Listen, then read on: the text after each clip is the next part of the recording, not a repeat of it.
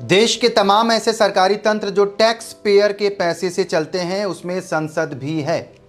लेकिन यहां बात कभी पूरी नहीं हो पाती है। सरकार की बात पे विपक्ष मुंह फुला लेता है तो कभी विपक्ष के मुद्दों पर सरकार फूफा बन जाती है। नमस्कार, आप देखना शुरू कर चुके हैं अरुंधति न्यूज़ और मैं हूं अभिजीत।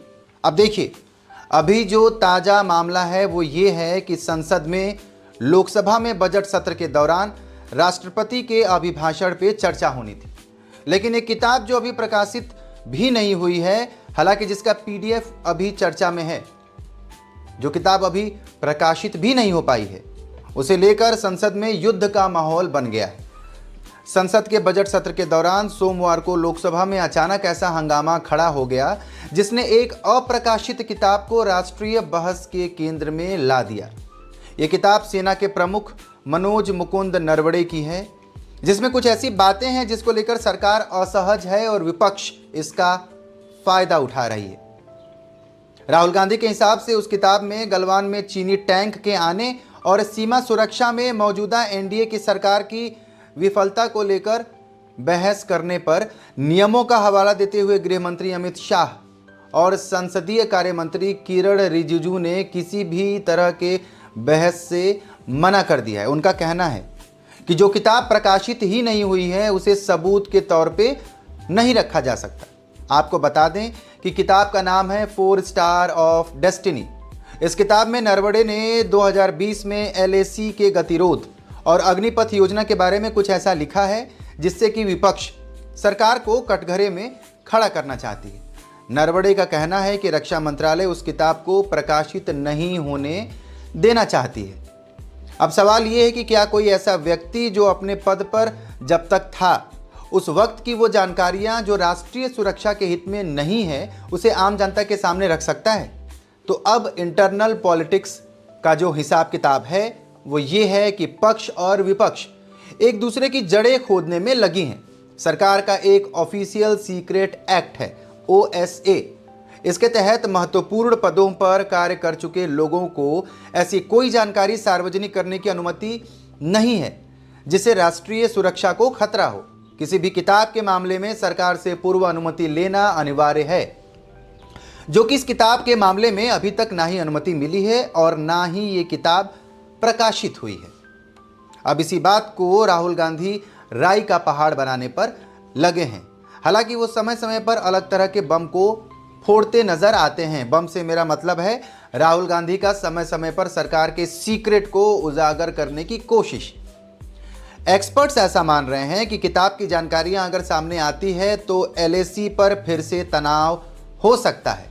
हालांकि उस वक्त नरवणे ने ही शांति वार्ता की शुरुआत की थी चीनियों के साथ। राहुल गांधी का कहना है कि प्रधानमंत्री और रक्षा मंत्री की असली सच्चाई उस किताब में है और सरकार इस बात से डर रही है कि अगर राहुल गांधी ने वो बात सदन में रखी तो सरकार का रुख सबके सामने आ जाएगा। जनरल नरवणे के बारे में आपको बता दें कि COAS के रूप में अपनी नियुक्ति से पहले जनरल नरवणे ने भारतीय सेना के 40वें vice chief of army staff, general officer commanding in chief और सेना प्रशिक्षण कमान के general officer commanding in chief के रूप में कार्य किया है। उन्होंने द्वितीय कोर के जनरल ऑफिसर कमांडिंग और दिल्ली क्षेत्र के जनरल ऑफिसर कमांडिंग के रूप में भी कार्य किया है। वो विभिन्न सेवा मेडल और पदकों से सम्मानित भी किए जा चुके हैं। अब इस खबर के विश्लेषण को आप समझिए, क्या है इस खबर में? तो वो ये बात है जो राहुल गांधी बता रहे हैं। लेकिन हमने भी जब उस पीडीएफ के भागों को पढ़ा तो पाया कि प्रधानमंत्री ने साफ साफ कहा था कि चीन से संबंधित मामले में उस समय जब गलवान वाला मामला चल रहा था तो पीएम ने यह निर्देश दिया था कि सेना को जो उचित लगे वो करे। कहने का मतलब यह है कि राहुल गांधी कुछ पॉइंट्स को लेके जो बात कर रहे हैं उसके अलावा जो उस पीडीएफ में या उस किताब में कुछ जो बातें हैं जो हमने पढ़ी तो उसमें ये साफ साफ लिखा था कि पीएम से जब रक्षा मंत्री की बात हुई थी तो रक्षा मंत्री से उन्होंने ये कहा था कि सेना को जो ठीक लगे वो करे। उसमें कहीं पीछे हटने की बात नहीं थी। तो अब राहुल गांधी कौन से राज खोल रहे हैं वो ही जाने। खैर, नरवणे ने अलग अलग इंटरव्यू में 1 इंच भी जमीन ना खोने की बात की है और चीन को झुका देने की भी बात कही है। लेकिन जिसको जो ठीक लग रहा है वो उस बात को पकड़कर खींचना चाह रहा है।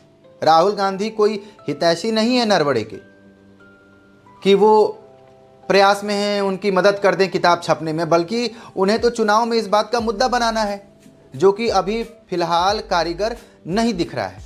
अब देखना यह है कि कब वो समय आएगा जब संसद में बच्चों की पढ़ाई, उनके रोजगार, गांवों, किसानों और बाकी ऐसे मुद्दे जो बहुत ज़रूरी हैं उन पे बात होगी। सूतली बम तो रोज फोड़े जाते हैं। हमें विकसित भारत बनना है तो पहले विकसित सोच करनी होगी। अभी भी आंखें खुल नहीं पा रही है सरकार और विपक्ष की कि इन फर्जी मुद्दों के बिना बात के बाल की तरह हवा में उछालकर, जिन मुद्दों में कोई दम नहीं है उसको एक बॉल की तरह हवा में उछालकर खुद ही कैच करके क्रेडिट बटोरने से कुछ नहीं होगा। अगर कुछ होगा तो सिर्फ तमाशा।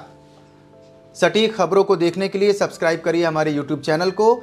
मैं हूं अभिजीत और आप देख रहे थे अरुंधति न्यूज़। बहुत बहुत धन्यवाद।